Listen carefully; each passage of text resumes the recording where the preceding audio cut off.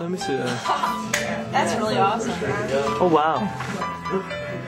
Only if there will be more colors. I just didn't really feel like coloring everything in when I could easily do buckets of. I like that. You lazy.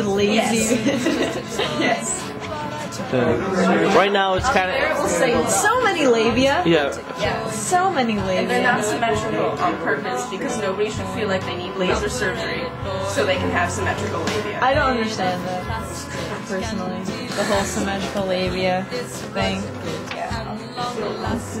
Oh, and I also printed out copies of the letters that people are supposed to send. So that. I forgot. And I also printed out the script for the other play. There's like 5 Virginia monologues, and I narrowed it down to 18. How many? And we can do 5 to 10.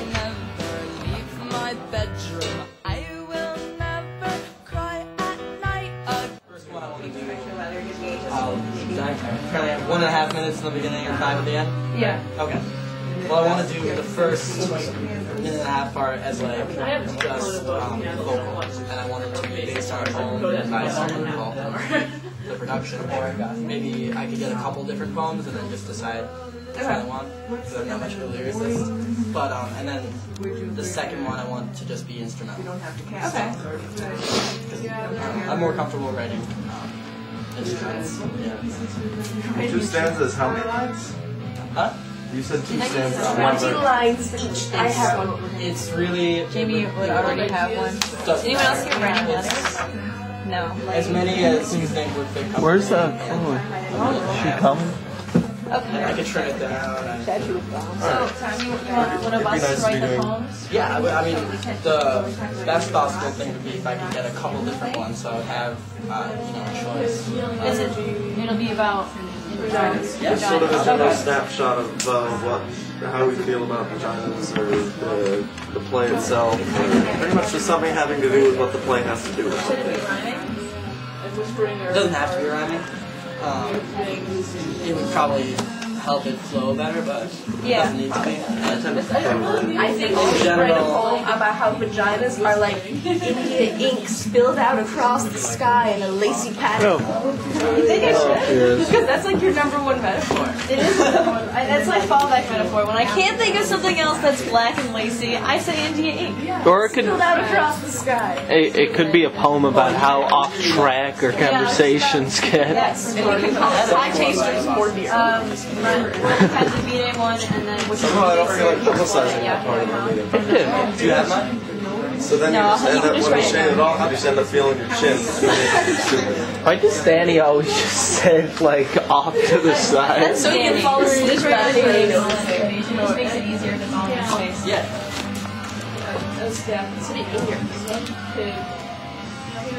I'm gonna take that. That is a very cool poster, by the way. It's extremely cool. Show it around, show it around. Oh, you want to pass it around? Yeah, that's really cool. Here you go, start Andy. Vagina stage. The vagina stage. That's our poster. We're gonna be bigger? Yeah. Wow. Well, for advertising, it's going to be that size because it's easy to print out. But when we make a poster, it'll be bigger. We'll make like limited edition. Buy this and give us money. Yeah, Oh, yeah. So we're also gonna put more information. You have to say on how the many were made, stage. and you have to say how many are made, Say much, yeah. and then it'll be like collector's item or something. Who drew it? Like paranoid doesn't detract from the other fact, which is that this is true. So when someone picked up NYU student and met St. Julian and sodomized and raped her repeatedly and bound her hands behind her back and shoved a tube sock down her throat and wrapped her face in packing tape and lobbed off her black hair and sliced up her genital area before he dumped her by the side of Belt Parkway, it didn't escape me for 1 second that she just as easily could have been me. To begin with, the bar she was at was last seen alive in is around the corner from my house, and that's just to begin with. For the first few days, I locked myself in my apartment. It got to the point where I was afraid to take a shower, and this isn't some boogeyman fantasy. I've read nearly every FBI criminal profile book and every Anne Rule book that has ever been written. Ignorant people who adore me tried to tell me I was overreacting, but it was useless. I know what the fuck I'm talking about. I said from the get-go that the person who did this to Emmett was a serial killer, and everyone was like, Puriel? Is that her name? Purell? Yeah. Puriel? really get a grip. So I did. I went to John Javino Gun Shop, also down the street from my house, and bought mace and a screecher, which looks like a baby fire extinguisher but makes a really loud noise, and a big-ass hunting knife with which, if need be, I could slice off someone's testicles. I tried to buy a stun gun, but the Chinese person behind the counter said, "Pories only." I was unhappy about this because I thought the gun, in addition to being able to immobilize someone, would be a fairly Holding bed for the fourth kid.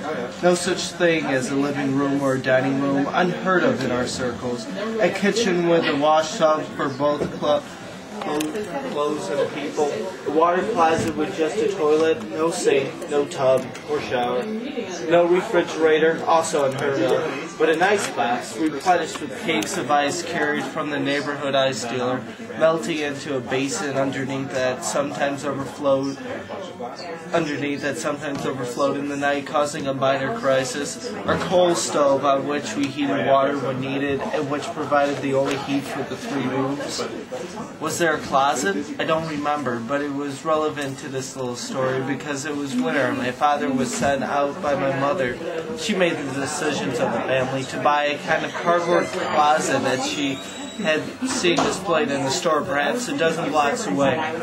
My father was a waiter, now unemployed, an immigrant from Austria, who had met my mother when they were both factory workers in Manhattan. He was about 5'5", strongly built with powerful hands, a quiet and gentle man. My mother was an immigrant from Serbia, slightly shorter, full-bodied, and with black hair and a beautiful oval face. My father went out at dusk to catch the store before it closed and came back with the desired closet. That is, he came back with a package of cardboards that, if assembled in a certain way, would constitute a closet. There was a page of instructions, unintelligible. Very realistic. I was distracted. I was making out at that point in time. I was still very bad. I just missed it. There's one monologue called "The Woman Who Loved to Make Vaginas Happy," and the main portion of this monologue is talking about all the different moans that women make. And we had Anna make the moans, and Roxy acted them out. And Brady and Jamie were doing the lights, and they got very distracted, as I understand, because me and Amy were making out. We had a sheet up, and you could see Roxanne's silhouette, and she was and it was hot as fuck. A position, and it looked like as though she was riding a stool. And then she was like acting out the moans, and there was red lighting, and it was really hot. Yeah. And so at the end of this monologue, you heard Brady, "Oh shit!" And then that flatters me and Brady were trying to shove the other light gel in there. Yeah, I got compliments from all of the middle-aged men at May Memorial about that particular monologue for months and months and months. But then there was also the option of having a show that's just specifically for the vagina monologues, that's oriented around the vagina monologues, that's advertised as part of the vagina monologues with a vagina theme. Like it has a vagina name. Like Skagina. Skagina. That was actually the name of a band. They should play. Yeah. So I think they used to play with Sconnery and the Burning Sensation. That was another band from Huntsville, Alabama, which was... That's interesting. Yeah, very interesting.